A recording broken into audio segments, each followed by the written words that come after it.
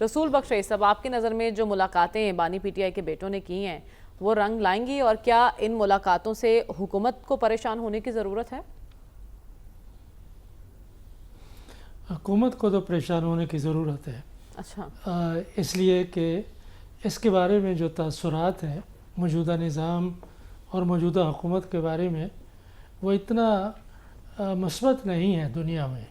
ہم یہاں پہ اشتہاری مہم بھی دیکھتے ہیں، میڈیا کے اوپر کنٹرول بھی دیکھتے ہیں، اور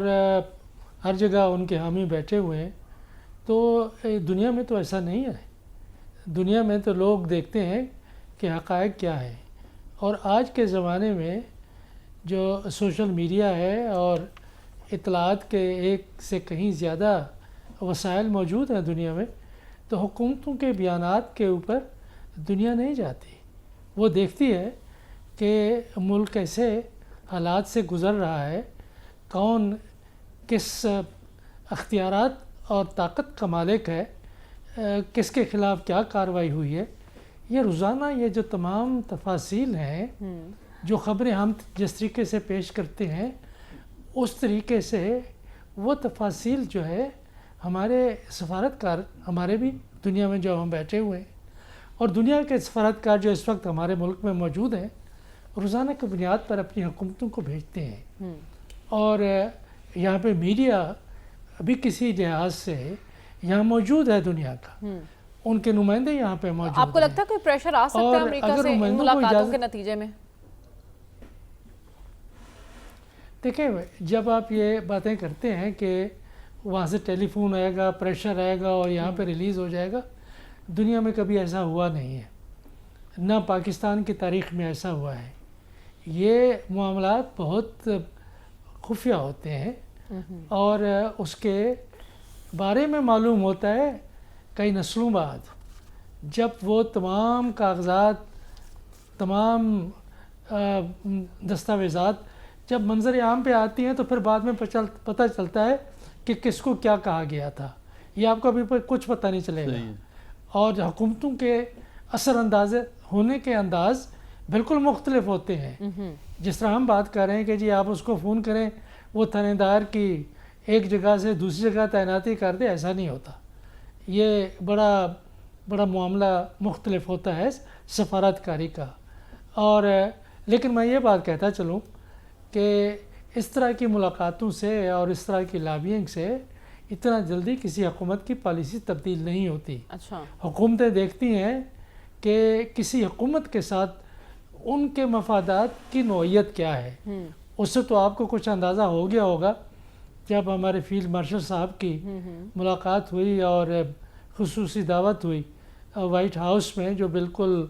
جس کی کہ کوئی روایت ہے نہ جس کی کوئی مثال ملتی ہے ہمارے یو ایس پاکستان ریلیشنز میں، تو اس کو کچھ اندازہ ہو گیا ہوگا کہ کوئی ایسے مفادات ضرور ہیں امریکہ کے جو پاکستان کی حکومت کے حوالے سے اس کے لیے اہم ہیں اور ان کو وہ حاصل کرنا چاہتے ہیں۔ ٹھیک ہے، تو اس طرح کی لابنگ آپ کہہ رہے ہیں کہ کسی بھی ملک کے مفادات پر اثر انداز نہیں ہو سکتی، یعنی لابنگ کا کوئی فائدہ نہیں ہوگا؟ نہیں، اس کا دیکھیں فائدہ جو ہے وہ اب فوری طور پہ آپ یہ نہیں کہہ سکتے کہ فائدہ ہو گیا ہے، نقصان ہو گیا ہے یا بیکار کی کارروائی ہے۔ اگر ایسا ہو تو یہ تو پھر جو مختلف دنیا میں جمہوریت کی تحریکیں ہیں،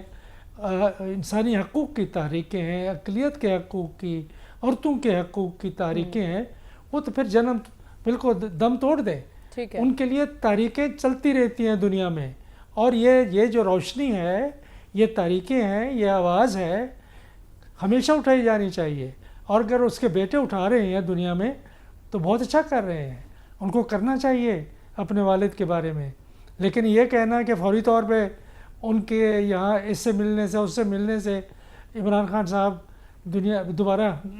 ہمارے درمیان میں ہوں گے اور وہ رہا ہو جائیں گے،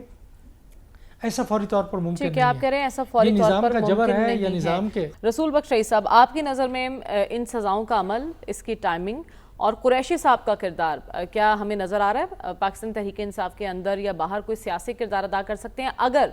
وہ دیگر کیسز میں بھی بری ہو جاتے ہیں؟ ابھی تو 8-9 مقدمات ہیں مزید ان پر۔ دیکھیں، وہ کیا اور کردار ادا کر سکتے ہیں تحریک انصاف کے لیے، کہ تحریک انصاف تو چاہتی ہے کہ مذاکرات ہوں، سمجھوتا ہو، لیکن وہ سمجھوتا مقتدرہ کے ساتھ کرنا چاہتے ہیں،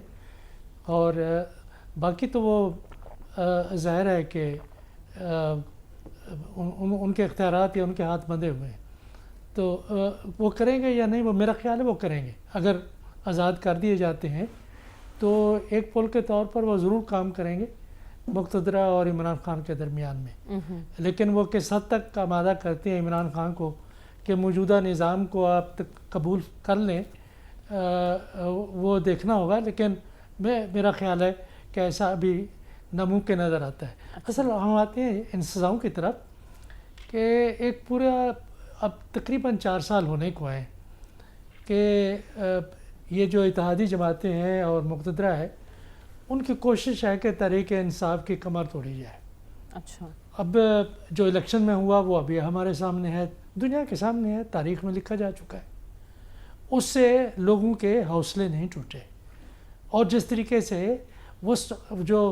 انتخابی نشانات تفویض کیے گئے تھے، اس سے زیادہ اور کیا ہو سکتا تھا، پھر بھی ووٹ پڑ گئے۔ پھر رات کو جب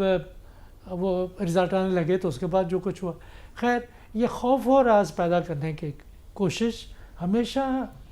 غیر جمہوری حکومتیں ملک کے اندر کرتی رہی۔ اس خوف و ہراس کے ماحول میں اور 5 اگست کی تحریک پروان چڑھتی دکھائی دے رہی ہے آپ کو؟ دیکھیں، پروان کا مطلب یہ ہے کہ تاریخ چلے گی نہیں چلے گی، کب تک چلے گی، اس کے بارے میں ہم کئی دفعہ کہہ چکے ہیں